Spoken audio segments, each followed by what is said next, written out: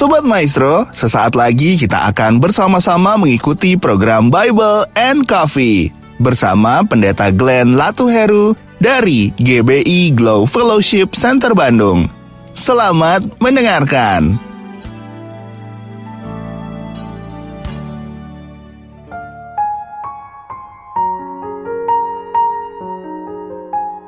Shalom saudara yang dikasih dalam Tuhan.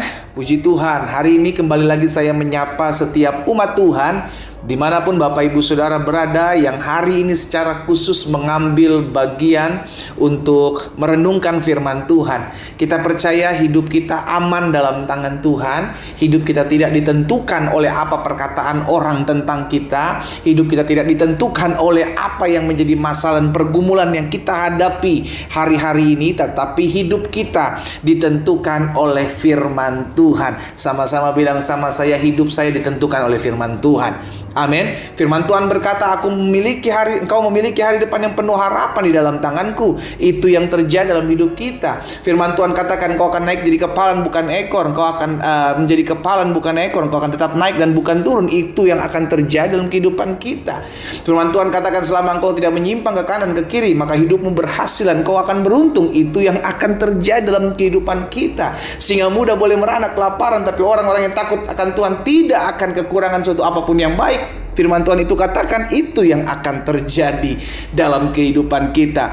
Itu sebabnya fokuslah kepada janji Tuhan. Amin saudara. Sehingga apapun yang kita jalani, hadapi hari-hari ini, kita tetap kuat pegang firman Tuhan. Kita tetap percaya karena firman Tuhan tidak pernah gagal dalam kehidupan kita. Karena itu melalui program Bible and Coffee ini, saya mengajak setiap umat Tuhan untuk tetap cari Tuhan melalui firman-Nya, untuk tetap bersekutu dengan firman Tuhan. Karena Alkitab jelas katakan langit dan bumi akan berlalu, tetapi firman Tuhan tinggal tetap. Haleluya. Kita berdoa, kita datang kembali kepada Tuhan.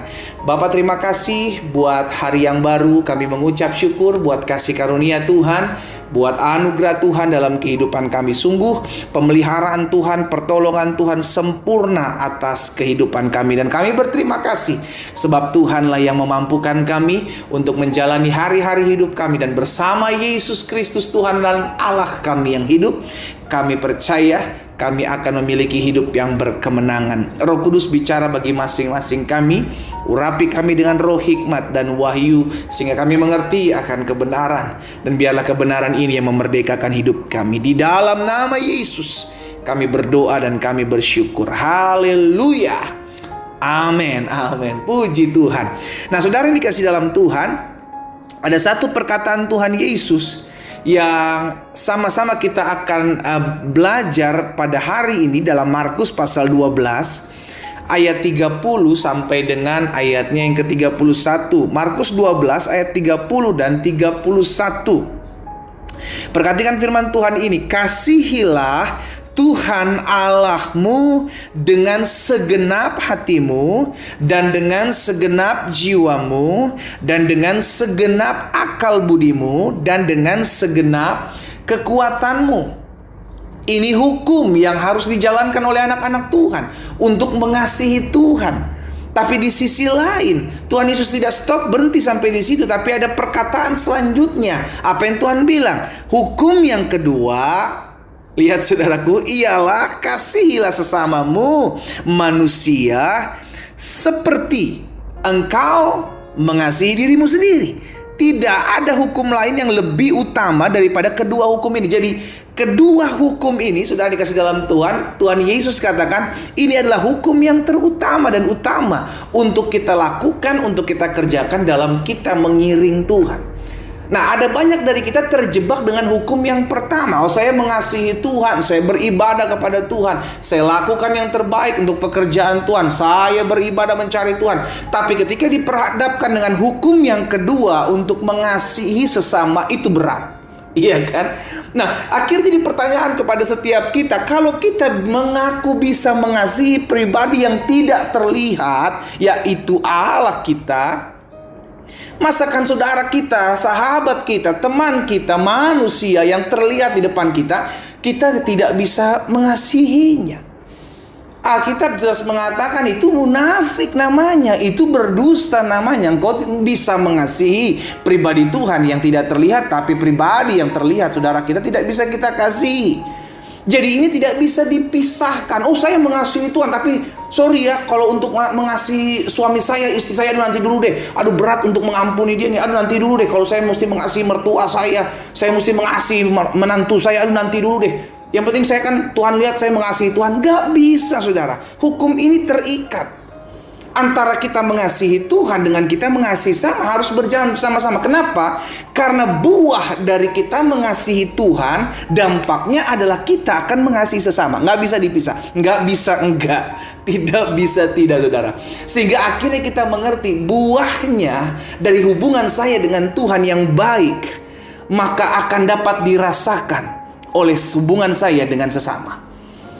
Itu sudah terikat. Makanya di dalam Yakobus pasal 3 ayat 9 dan ayat 10 firman Tuhan katakan gini, dengan lidah kita memuji Tuhan Bapa kita, dan dengan lidah yang sama kita mengutuk manusia yang diciptakan menurut rupa. Lihat, dengan lidah yang sama engkau memuji menyembah Tuhan, tapi dengan lidah yang sama yang engkau pakai memuji menyembah Tuhan, engkau mengutuk manusia yang Alkitab katakan diciptakan menurut rupa Allah. Ayat 10, Yakobus bilang begini, dari mulut yang satu keluar berkat dan kutuk. Saudara-saudaraku, hal ini tidak boleh demikian terjadi. Jadi jelas, kita nggak bisa terpisah antara mengasihi Tuhan dengan mengasihi sama. Itulah gambaran salib. Hubungan vertikal dan hubungan horizontal itu bersatu di dalam salib. Itu sebabnya, saudara dikasih dalam Tuhan, iblis mau memakai trik ini sehingga akhirnya nggak apa-apa, dia membiarkan kita untuk beribadah kepada Tuhan, dia membiarkan kita untuk memuji menyembah Tuhan, dia membiarkan kita untuk berdoa berjam-jam, tetapi hubungan kita dengan sesama hancur. Kita sudah masuk dalam jebakan setan. Iya kan? Itu yang setan mau. Akhirnya sesama kita saling serang. Sesama manusia, bahkan sesama orang Kristen saling menghakimi, saling serang, saling sikut, saling menjatuhkan. Ini sudah ada dalam zaman akhir, di mana tubuh Kristus saling terpecah-pecah. Wow, mengerikan, saudara. Padahal Yesus sudah berdoa dalam doa Tuhan Yesus dalam Yohanes pasal 17. Jelas Yesus berkata, supaya mereka bersatu, sama seperti kita, aku dan Bapa satu. Berarti kalau kehendak Tuhan Yesus adalah bersatu dan perpecahan, itu adalah kehendak iblis. Itu jelas. Sehingga akhir kalau sampai kita simpan kepahitan, kita simpan kebencian, kita simpan kedendaman, saudara dikasih dalam Tuhan, sejatinya kita sedang salah melangkah. Jangan membenarkan dirimu hanya karena hubunganmu dengan Tuhan bagus. Jangan membenarkan dirimu hanya karena hubunganmu, ibadahmu dengan Tuhan baik. Tapi ketika engkau melihat hubunganmu dengan sesama itu hancur, itu berantakan, pulihkan dulu. Itu sebabnya Yesus berkata, jika engkau hendak memberikan persembahan dan engkau teringat akan sesuatu di hati saudaramu, tinggalkan persembahanmu itu. Pergilah berdamai dulu dengan dia, dengan saudaramu, lalu kembali mempersembahkan. Berarti Tuhan juga mengajarkan kepada setiap kita pentingnya hubungan dengan sesama. Penting hubungan dengan Tuhan, yes. Tapi hubungan dengan sesama juga harus dibangun. Kenapa? Karena sesama kita itu juga adalah ciptaan Tuhan yang dibuat serupa dan segambar dengan Allah. Saudara yang dikasih dalam Tuhan, hal ini juga disampaikan oleh kebenaran firman Tuhan, bahwa peperangan kita bukan melawan darah dan daging. Selama ada darah dan dagingnya, maksudnya apa? Selama dia manusia, dia bukan musuh kita. Selama ada darah dan daging, dia bukan musuh kita. Betul, mungkin dia sedang dipakai musuh kita, tapi musuh kita sejati bukanlah manusianya, tapi roh jahat yang sedang memakai hidupnya. Tengking roh jahatnya, benci dosanya, kasihi jiwanya. Kita berdoa, kita datang kepada Tuhan. Bapa, kami sadar hari ini kami diingatkan bahwa hubungan kami dengan Tuhan itu dapat terlihat ketika kami bersama-sama dengan sesama kami terjalin baik.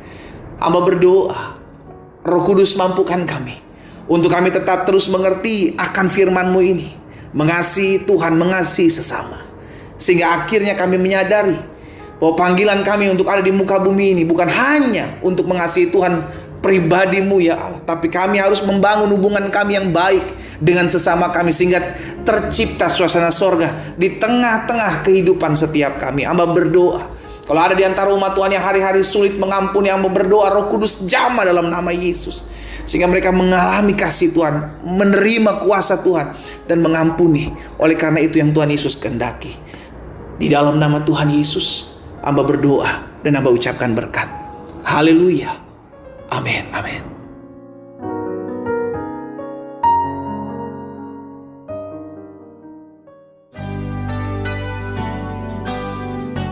Sobat Maestro, Anda baru saja mendengarkan program Bible and Coffee bersama Pendeta Glenn Latuheru dari GBI Glow Fellowship Center Bandung. Terima kasih atas perhatian Anda. Tuhan Yesus memberkati.